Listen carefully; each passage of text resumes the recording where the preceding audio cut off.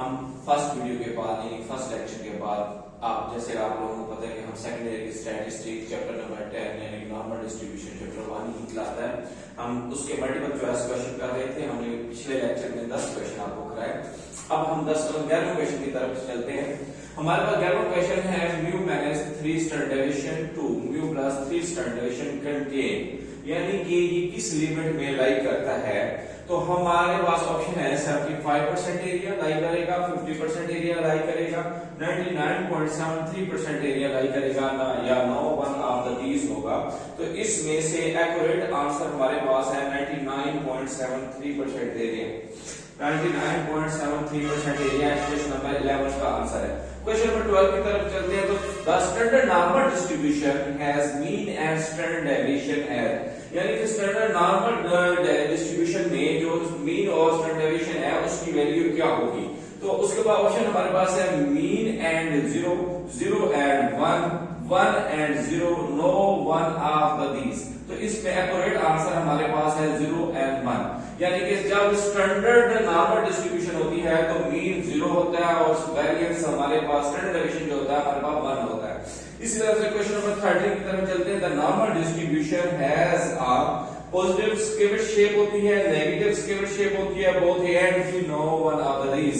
तो इसमें से कोई भी आंसर नहीं है, no one of the these है, क्योंकि जो नॉर्मल डिस्ट्रीब्यूशन है उसकी जो शेप होती है वो सिमेट्रिकल शेप होती है। अब हम क्वेश्चन नंबर 14 की तरफ जाते हैं। For a normal distribution mean always lie between, बताना ये है कि मीन हमेशा किसके दरमियान लाई करता है। इन्होंने ऑप्शन जो है median and mode, median and quartile 1 यानी कि lower quartile deviation, median and quartile 3 यानी कि upper quartile deviation, none of these. तो इनमें से कोई ऑप्शन नहीं है, नो वन ऑफ दीज आएगा। The normal distribution is represented है, नॉर्मल डिस्ट्रीब्यूशन किस चीज को रिप्रेजेंट करती है, mean and variance, variance square standard deviation 1, 0 and none of these. तो इसमें पहला इसका जवाब है मीन एंड वेरिएंस करती है। If a biased coin is tossed 7 time, कि देखिए n लार्ज हो गया 7 टाइम हो गया, देन डिस्ट्रीब्यूशन यूज इज, तो बाइनोमियल डिस्ट्रीब्यूशन यूज करेंगे, normal both and B none of these. तो इसमें बाइनोमियल डिस्ट्रीब्यूशन यूज होती है। कौन सी डिस्ट्रीब्यूशन यूज होती है, बाइनोमियल डिस्ट्रीब्यूशन यूज होती है। इसी तरह से वो फिर कहता है कि आता है सिस्टम पे normal distribution is the limiting form of the binomial, when n is small होगा तब बाइनोमियल यूज करेंगे, लार्ज होगा small large none of the these.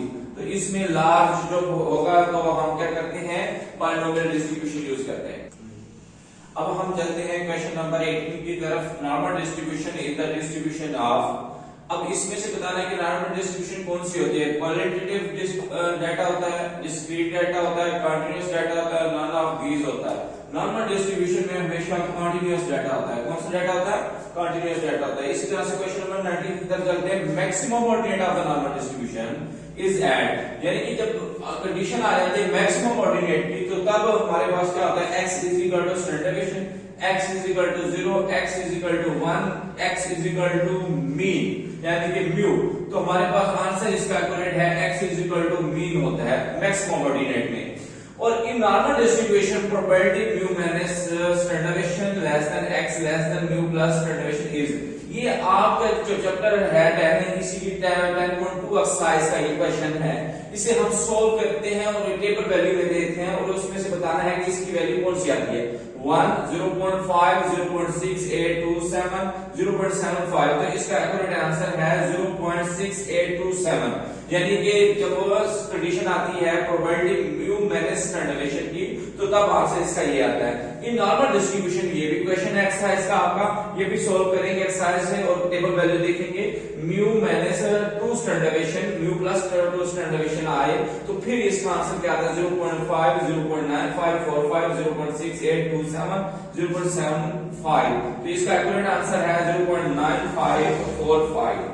The expected value of the normal probability distribution is, expected value normal distribution में इसकी क्या आती है, 0, mean, 1 standard deviation. तो इसका एक्यूरेट जवाब है मीन, म्यू, यानी कि म्यू इसका आंसर आता है। हम क्वेश्चन नंबर 23 की तरफ जाते हैं। If the area of standard normal curve between z is equal to 0 and z is equal to 1 is this, यानी कि इस वैल्यू की आंसर दे दिया गया है 0.3413, then area between z is equal to 0 and z minus 1 is, वो कहता है कि जब एरिया हमारे पास z की वैल्यू 0 हो या z की वैल्यू -1 हो तो फिर एरिया क्या आएगा, 0 minus 0.5 minus 0.3413, now one of these, इसका आंसर है no one of these, इसमें से कोई जवाब नहीं है। क्वेश्चन नंबर 24 की तरफ चलते हैं। Normal distribution movement 4 is equal to, movement 4 equal to कहता है कि standard deviation power 4, 3 standard deviation power 2, 3 standard deviation power 4, no one of these, तो एक्यूरेट आंसर है इसका 3 standard deviation power 4। Question number 25 पे चलते हैं। Normal distribution beta 1 is equal to 0, beta 2 is equal to, beta 1 जब 0 के equal होता है बीटा 2 की वैल्यू क्या होगी 0.5123, तो इसकी जवाब एक्यूरेट आंसर है 3, इसका आंसर होगा। उम्मीद करते हैं कि आपको हमारा ये लेक्चर पसंद आएगा और नेक्स्ट लेक्चर यानी कि इस चैप्टर का लास्ट लेक्चर ऑब्जेक्टिव का मल्टीपल चॉइस क्वेश्चन का आखिरी लेक्चर वीडियो इंशाल्लाह आपको जल्द ही मिल जाएगी। और हमारी आखिरी वीडियो हासिल करने के लिए हमारा चैनल सब्सक्राइब करें और लाइक करें और कमेंट्स करें।